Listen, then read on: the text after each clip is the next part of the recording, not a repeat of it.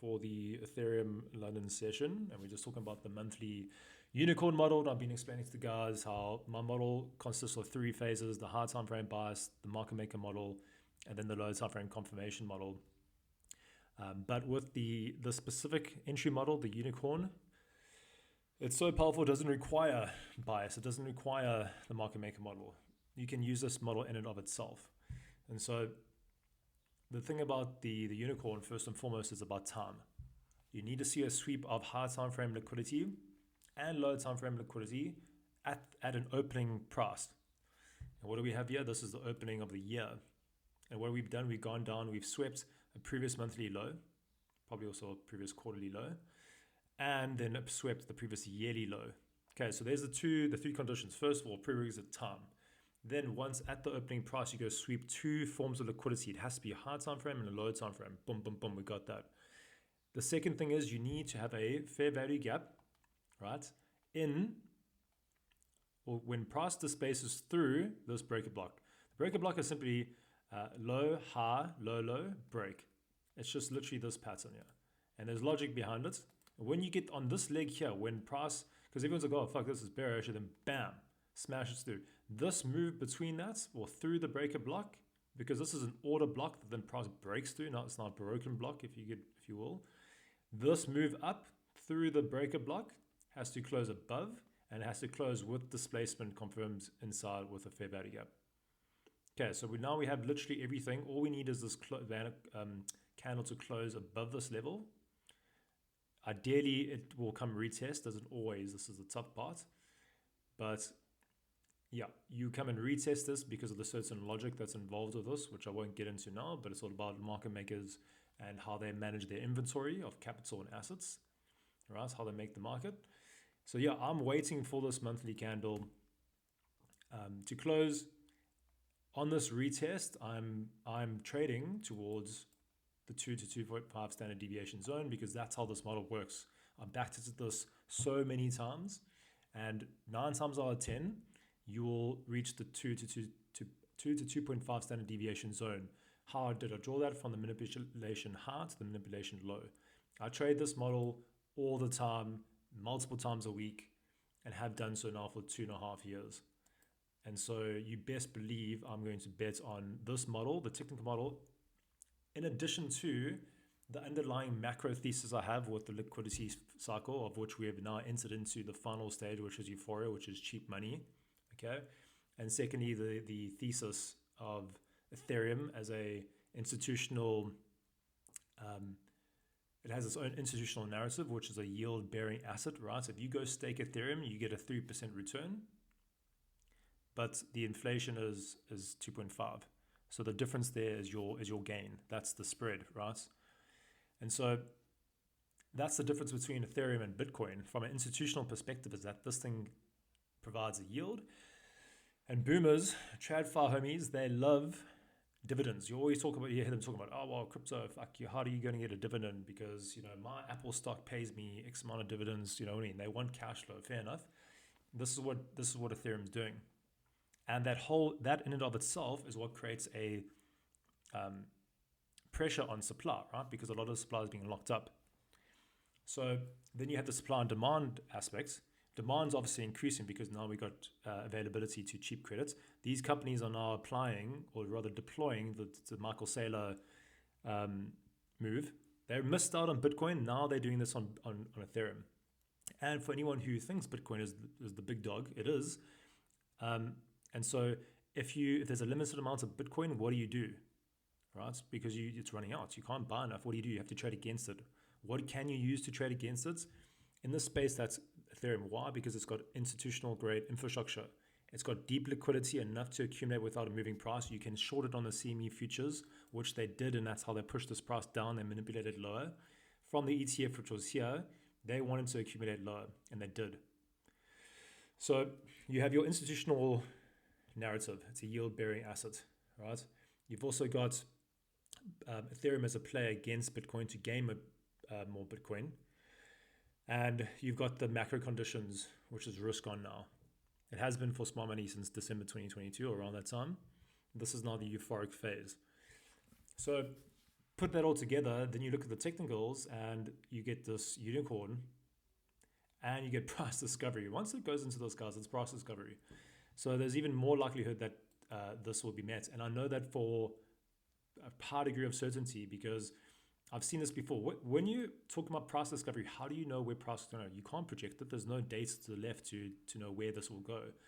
But I've seen on NASDAQ, for example, when going to price discovery, the manipulation that sent the expansion higher, it will top out at 2 to 2.5 standard deviations. If you're lucky, it'll extend higher. So yeah, this is where I am with Ethereum. I've been in lower since sub 22K. I added it to 3 when I got confirmation of the weekly market maker model. I got my low time frame confirmation down here. And then I traded again over here. I took those profits from that additional risk that I took on, but I still have my original position from here. I'll take off profits over here because that's my model. And then but that's from the weekly perspective. When this confirms, I'm going to treat this as a new trade and I'll be using it on the monthly. I will not go lower than the monthly. I'm prepared for price to go as low as this level because that's where I put my stop loss when it comes to this. Right? I'm just calculating my risk from this level. Right? But my stop loss will be here. And this will be a spot margin trade. This is not financial advice, this is what I'm doing. And so yeah, looking at my model, I'm looking for a retest of this and then I'm holding. This is a monthly chart. This could take months. This could take years for all I'm concerned. And this is a spot investment. So ideally, given the macro conditions, since when you get rate cuts, the markets typically crash afterwards. Why do they crash? Well, it's because when everyone starts longing because it's risk on and they've got access to cheap credit because interest rates are cut, right? They can get more. They can lend more against their collateral at the bank. They can go to the bank and say, listen, I would like a loan. And now that the interest rates are being cut, it gets cheaper, right? And so they can lend more. Well, the bank can lend them more. They can borrow more. And so that is the phase where everyone gets euphoric and smart money now offloads, right? If they're buying, smart money is, retail are buying, somebody has to sell to them. And that's smart money who've been in these markets since the top of the reverse repo facility chart or curve back in like December 2022 or whatever it was. So that's the macro liquidity thesis that I have. It's on my Twitter. If you guys would like to go check it out, hit me up and tag me in the chats or the free chat or whatever it is if you'd like me to share that link with you. I have to just go do some digging. So yeah, very, very keen to see how this plays out. So obviously the monthly needs to close. We've got 2 weeks for that. It's more than likely it will. The ideal situation for me is that we don't take out this awesome high before we retrace. Why? Because now we've got a relatively good highs with the, this will be a previous month high, previous week high, whatever it is, relative to the autumn high. So I would love to see a pullback because that adds confidence, because my equation then would be something like weekly fair value gap, monthly breaker to autumn high plus previous week, previous month high, whatever it is, right? So yeah, and I'm very much prepared for price to come down here. Why? Because we can test the yearly open. That will also be at the fair value gap here on the weekly. It'll also be at the weekly inversion from this market maker model. See that weekly inversion? So I spoke about in prior live sessions that when price reverses and hits the yearly open and or weekly version, I'll be going ham. I got in here not as much as I would have liked to because I just traded this move here. And so we could very well get, and ideally not taking out the all-time high before this happens. We could get a retracement as low as coming to test us down because you'll just be, this is all this is just internal range liquidity, right? These are late longers essentially. So I would love to see a slow pullback, start making lows in September, people getting bearish, make a low, then Q4 is just fucking insane. I want to see a euphoric blow off top in these markets, in NASDAQ, in Ethereum, and I would love to see this because, and here's the thing, we might not even take out this low, but Bitcoin will, right? As the correlated pair, Bitcoin obviously is weaker, right? If Bitcoin comes to sweep this low, this is the correlated pair, and this would be SMT, a smart money technique, right? So it's basically divergence, and it's showing you which pair is stronger relative to its correlated pair. So if this comes down and makes a higher low versus Bitcoin, this is where you'll see ETH BTC will probably see the biggest expansion yet from this move, that is, because this is showing the reducive strength, right? So that's ideally what you want to see. And if that is the case, and you start getting confirmation models here on the lower time frame that price is in fact reversing the lower time frame to show high time frame continuation, right? That's the same as if price was down here if Bitcoin goes to take out that low. If price does come down here, fantastic. Even better. You just get a cheaper price for your Ethereum. And it's totally permissible for price to come down this low. This could even instance to a huge range, which would probably be my absolute favorite thing. Well, not favorite thing, but it would be my ideal situation. If we instant to, look, if we get an immediate pullback like this, bam, and then a huge just pump, that's your first prize, because an immediate rebalance or just an immediate reaction would be great. This would be showing gang strength. But the other thing is, if we enter into a consolidation, right? Market's been expanding. Market has 4 phases, doing one of those phases at a time. It's either expanding, right? Typically it starts in consolidation and process just ranging. Then it will retrace or reverse or expand. One of the four, sorry. So we've been expanding. Now I can either retrace before continuation, right? Or it could go into consolidation, which is what you'd prefer to see. Why? Because when you're doing this, you're just accumulating liquidity on both sides of the market. People are going short here, putting all the stop losses up, which is buy side liquidity. When price does drop lower and sweep the sell side liquidity, smart money pairs the sells, right? If you buy, you have to sell back what you bought. If you went long here and you got stopped out, smart money counterparty that trade. They're now retail getting stopped, they're selling. Who's buying? Smart money, bam, they reverse. They pump the markets. They sell into these bar stops that are triggered. If you went short here, you have to sell back what you sold. You have to buy back, which is the counterparty to smart money offloading their long positions. They're not distributing.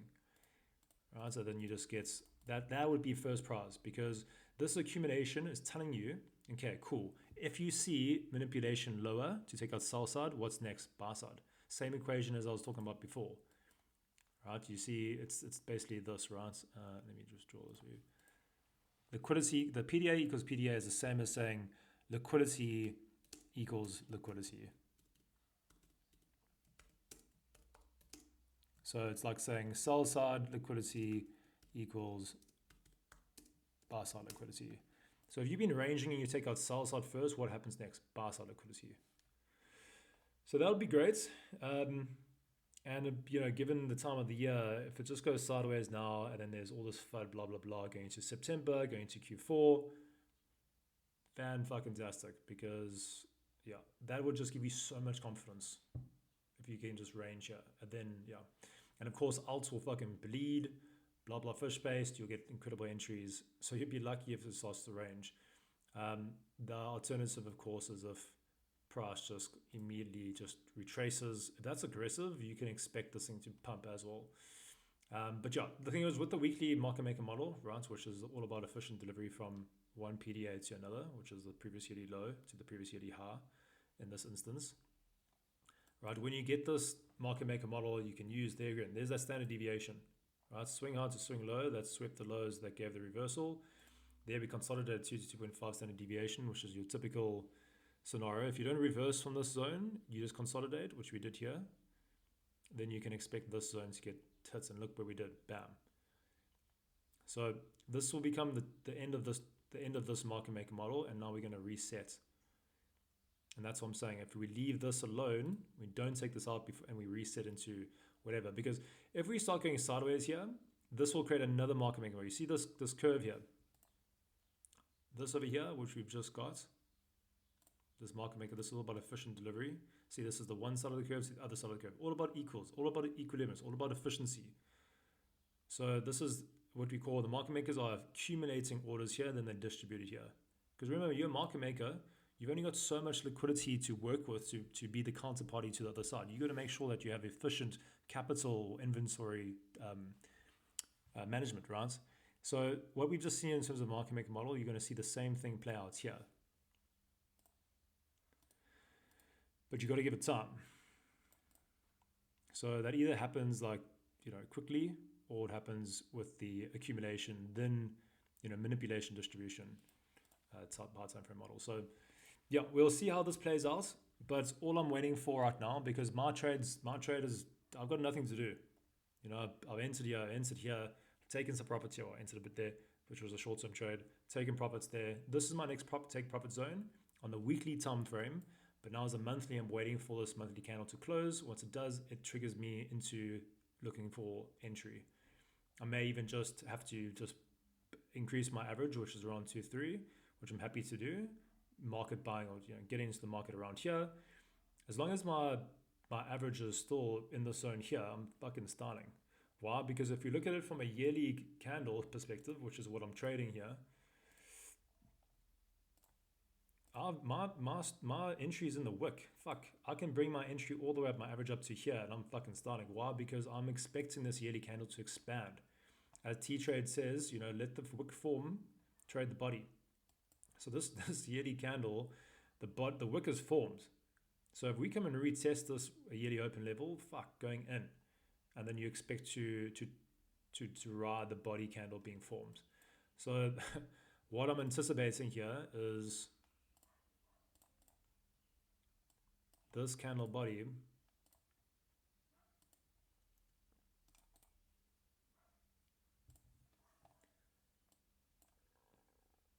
color this in for visual effects. That's what I'm expecting, and with some nice little wick up there, right? Hope you like my work. That's what I'm expecting, and I've been talking about this for ages with Ethereum because it's been in this multi-year accumulation range.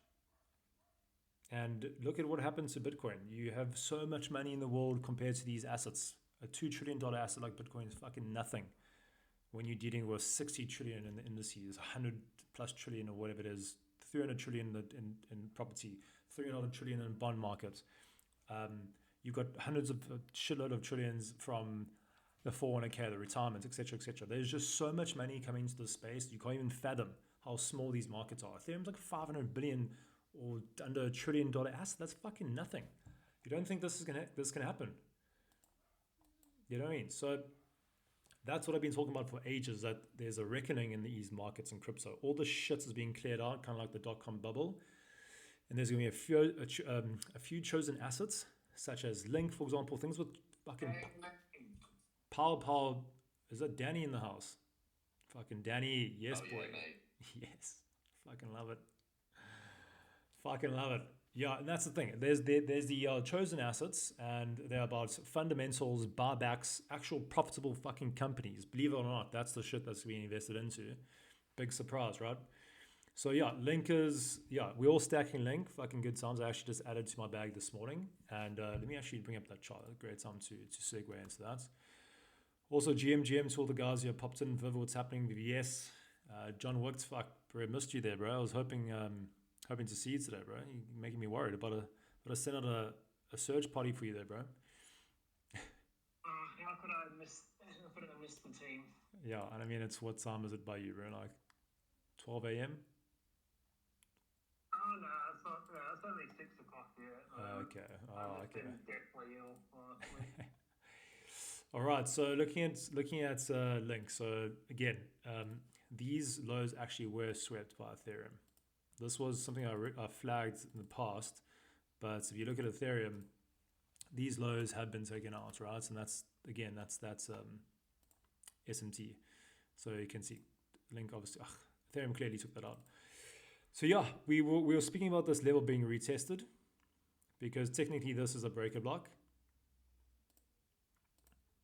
Because, for fuck's sakes.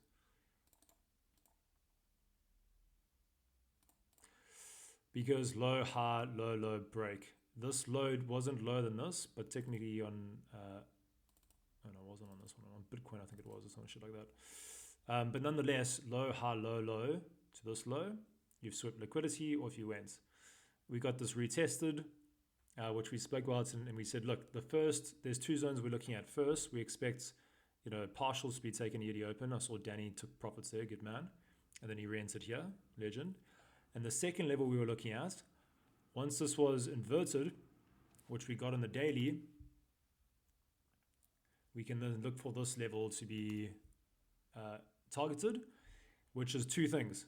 One, it's the inversion, it's the master inversion, right? Once this is inverted, it's such a high probability that this high will be taken out. Why? Because from a market maker perspective, there is no market maker model, that is. This is the final resistance. There's no resistance after that. In addition to the fact that the yearly open has also been inverted. So this is bullish as fuck. Now the thing is, I've got this line here. That's the daily master fair value gap. I expect that to get closed above. At some point, it's going to happen. Look, even if we get rejected here, and what does that mean? Well, just don't close a body candle below. Close a body candle beneath this line here. Even if that does happen, I expect this thing to hold. Even if it can come down to this zone here, retest the yearly open, come into this weekly fair value gap, and there's just that internal rotation to an inefficiency and then targeting higher, right? So fuck, I'll be glad if it does. What I've also done from my spot perspective, my entry was, I got in here again. I got in much lower, as some of you guys may know, that I fucking sold here at the start of May. But it's cool because I got back to where I was. Didn't actually miss out on anything. So I loaded up here. I've also loaded up over here, bringing my average up to the yearly open, because that's where I expect price to come act as support, which means I'm back to my entry. I'll just fucking load up again. And that's probably the last bars I'll have until such time that we close a weekly above that. That'll be my final, because this will be trading the continuation, right? This was the reversal, which confirms, bam, in continuation, right? Continuation is phase 4 of our model. Phase 3 was the reversal confirmation, which we've got. Phase 4 is a lower risk to reward by a higher probability, so you offset the risk to reward ratio by increasing your capital risk. So yeah, I'll be loading up here once I get that weekly thing. If we do get down here, I'll be loading up as well. And that's from our spot margin perspective. And look at all these highs, right? We know what links, we got the fundamentals. We know all about that. We also know that its tokenomics are fucking insane. And it is a direct, beneficiary of ETH pumping. So you best believe that the smart money that's investing in Link, they are definitely going to be looking at Link as beta plays to Ethereum. I mean, don't be surprised if we start hearing Link ETF talk, and I don't know, maybe is there Link even ETF shit going out? It probably is, maybe. I'm just probably behind the... Danny, you'd know? Yeah. Is there? There's been chatter about it for a while, mate, but there has been for quite a few of the majors, to be honest. Yeah. Facts.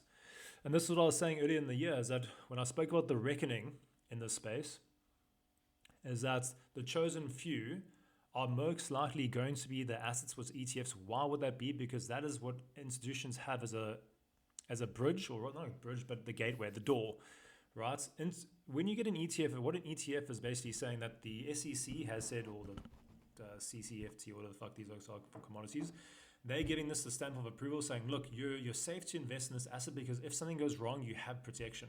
There's regulation behind it, right? You can't just throw money into assets with no regulations, because then there's no safety, there's no recourse if something goes wrong, which is what the SEC and the Commodities Commission is all about, right? So in addition to that, I've been talking about how BlackRock have created the Texas Stock Exchange, and they're looking to rival the New York Stock Exchange and the Chicago Mercantile Exchange, right, the CME. And so they want to be the first tokenized exchange to rival the prehistoric CME and New York Stock Exchange. So they are pushing for tokenization to get the license to become the first tokenized exchange.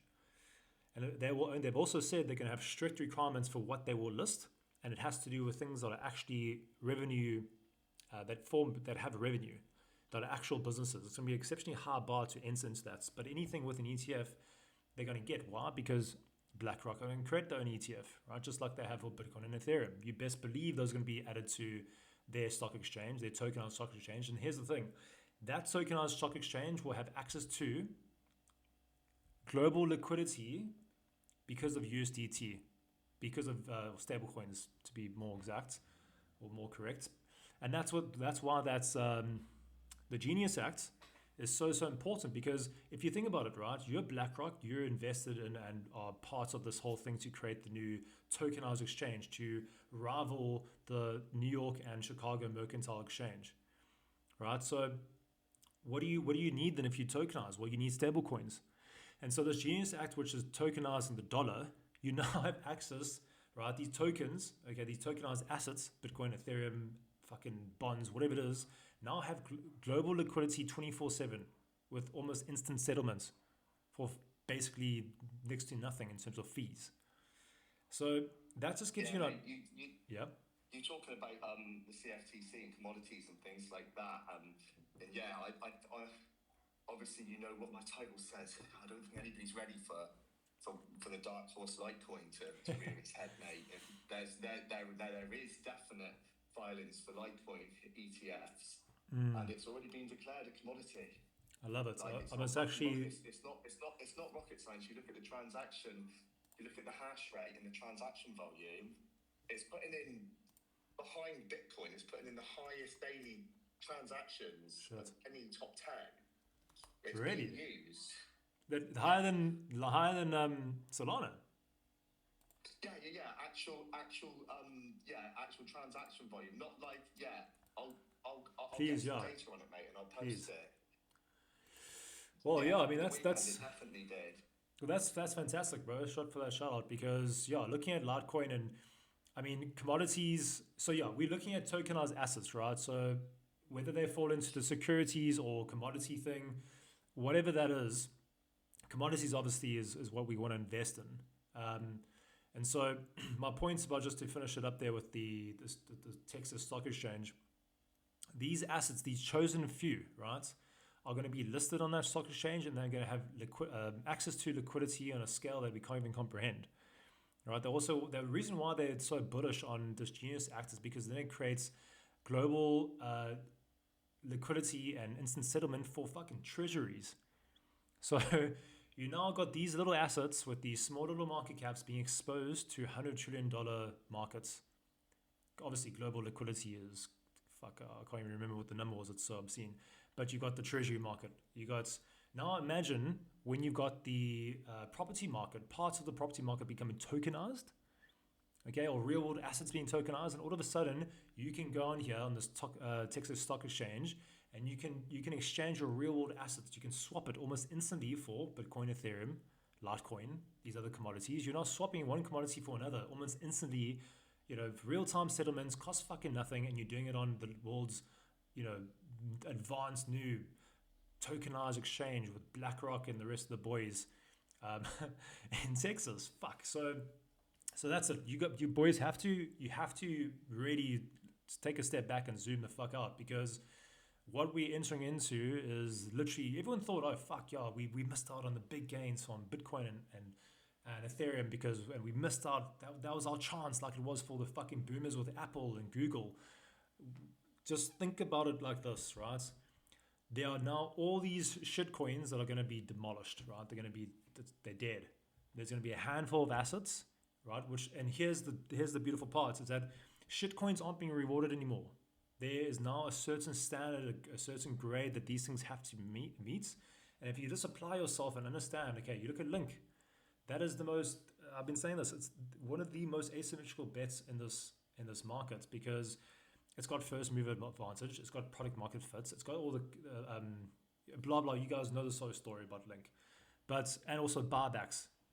So you just got to go apply yourself and say, fuck, what actually makes sense? Because we're transitioning from the old legacy system to this new blockchain based, tokenized based, stablecoin based system. And Link is obviously a critical infrastructure, right?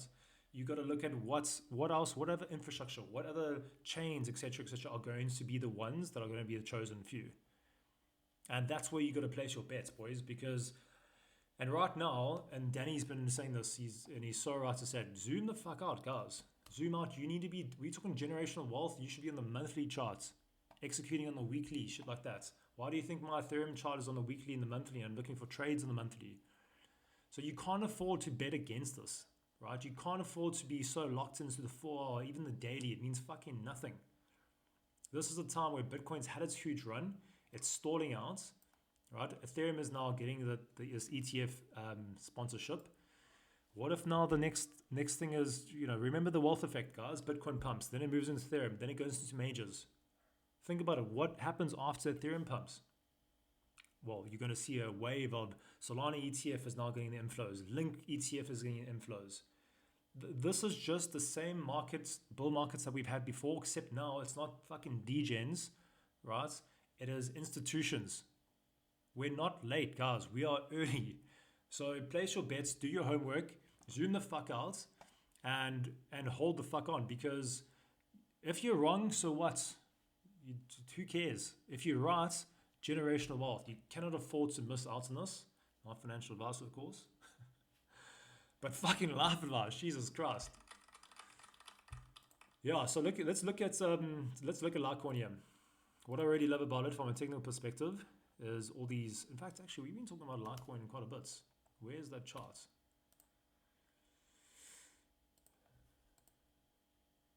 Litecoin. There it is.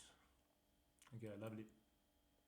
So yeah, we spoke about this at this stage here. We'll so again, guys, this is a perfect example of this is the daily. Here's the weekly master fair value gap.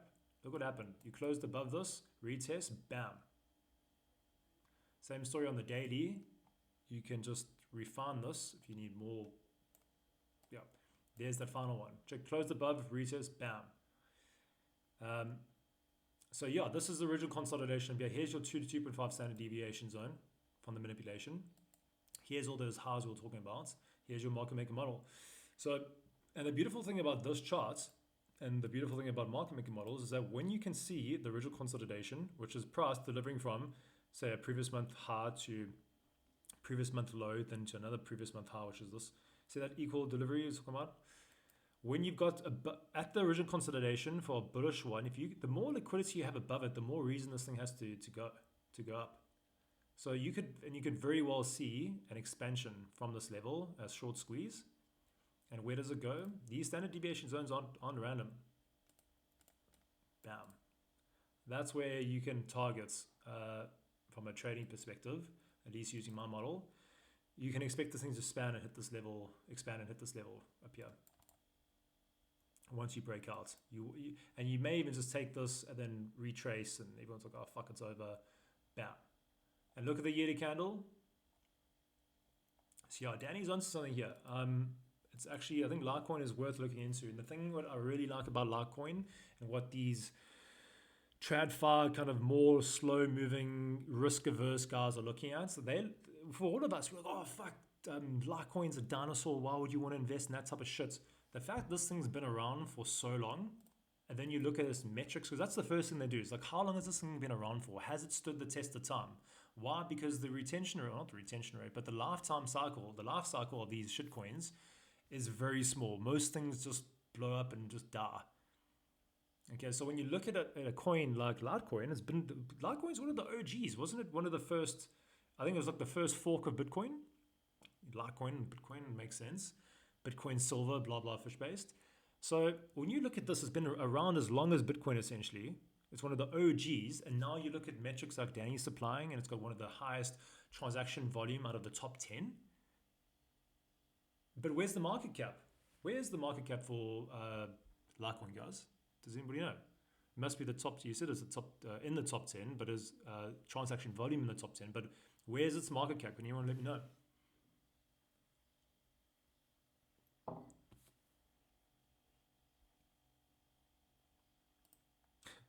Just looking at the chat. No capital left, boss. Well, the thing is, if you've got collateral, it's like Bitcoin, Ethereum, etc., then that's what you can use for spot margin. But yeah, I see Danny's left the chat there. Let's see if let's have a quick look at what the market cap of Litecoin is.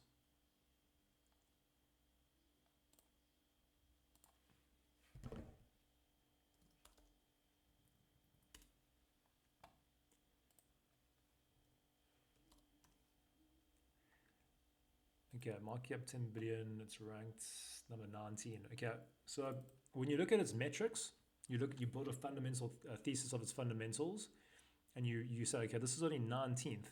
You got to look at what's above it, and does these other tokens above Litecoin justify a larger market cap?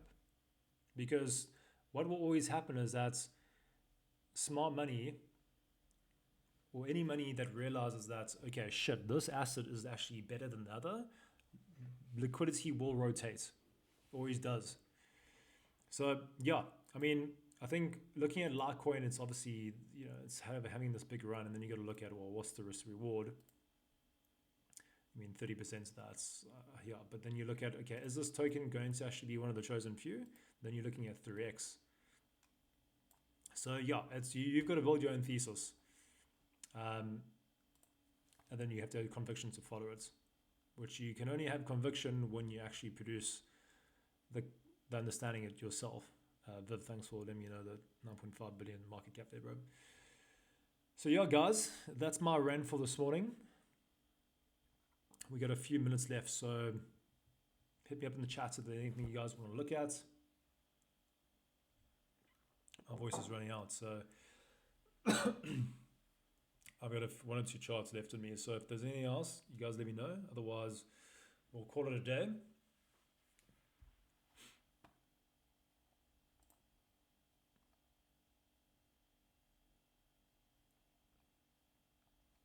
In the meantime, I see some guys are writing in the chat there. Let's have a little look. What happened to Sui? I actually want to go have a look at Sui quick.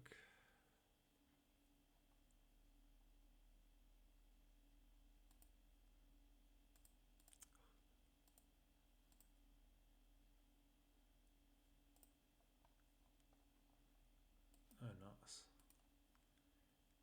Shit, sorry, I know these charts are an absolute shit show. There's your standard deviation again. Bam. Oh, this was such a beautiful market maker model. Damn.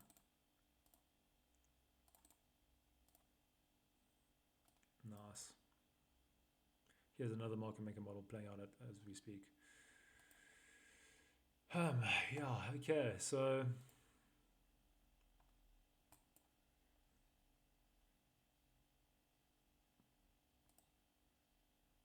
nice. Consolidation beneath the all-time highs. Bullish.